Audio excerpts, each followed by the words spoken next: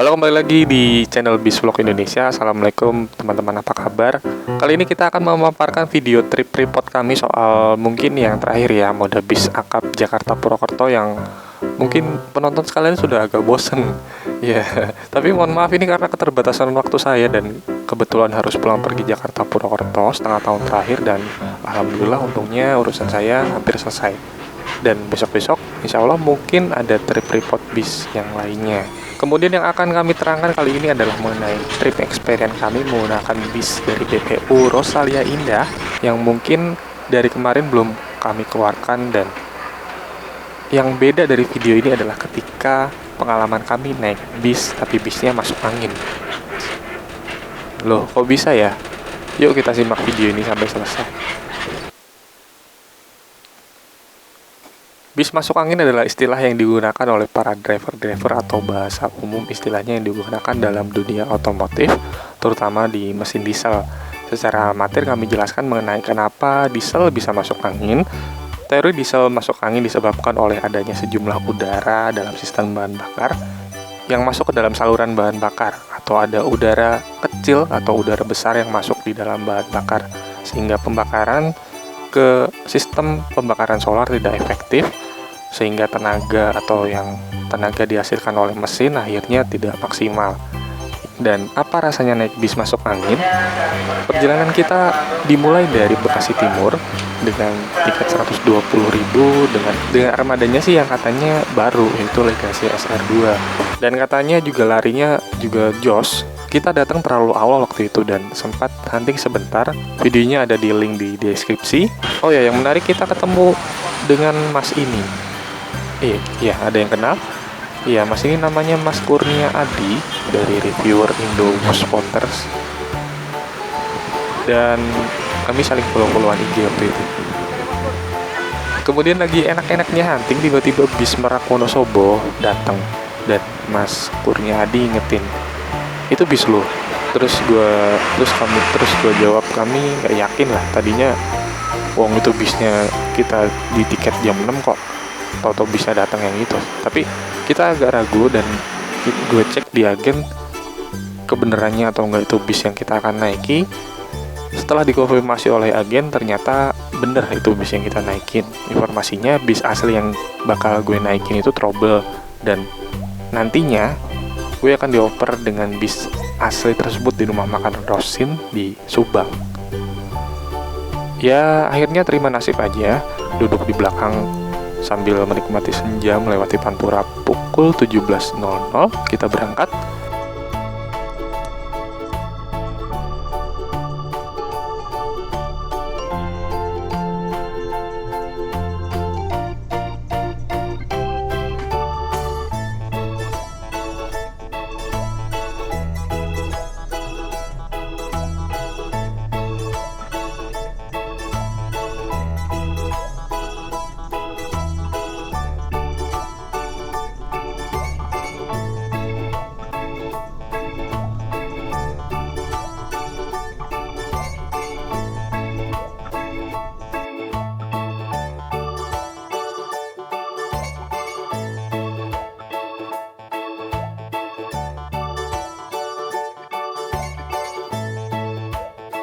Sepanjang jalan lancar jaya hingga keluar gerbang tol Cikampek, terus menuju arah Pantura Subang, yang dulu ini adalah jalur yang rame-ramenya, dan sekarang nggak rame-rame amat sih.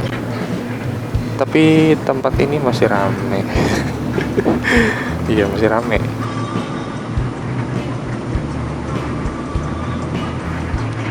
.19.35 kita sampai di rumah makan. Makanannya kayak gini, dan yang nyeleneh adalah menu utamanya adalah ikan.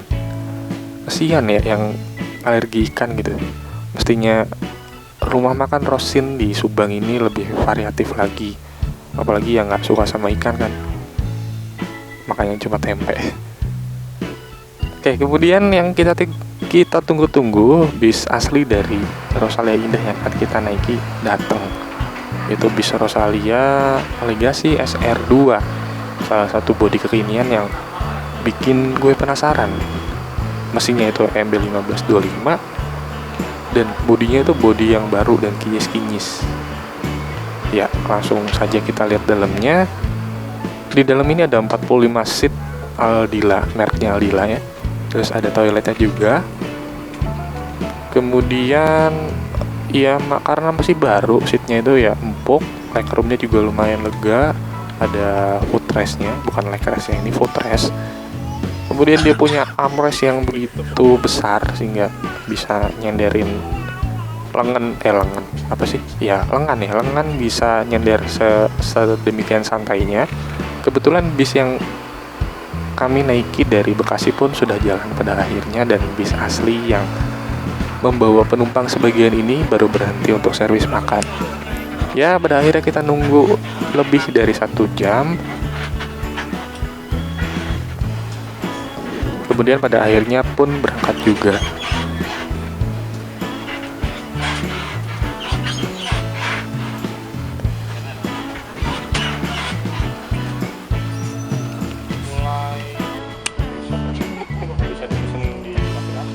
Jadi kita tinggal ke agen, datang ngoperin sih masih kayak gini dulu kan. Telepon katanya walaupun kita pesen tapi nggak boleh dulu aja, harus bayar.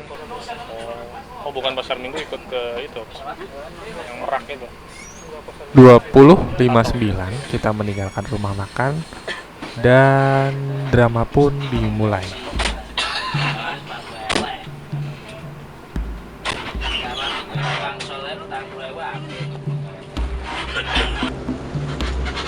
Terlalu kecil katanya alasannya karena apa? Kita cuma tinggal 2 gitu, naik tinggal 2. Nah, kalau misalkan ini semua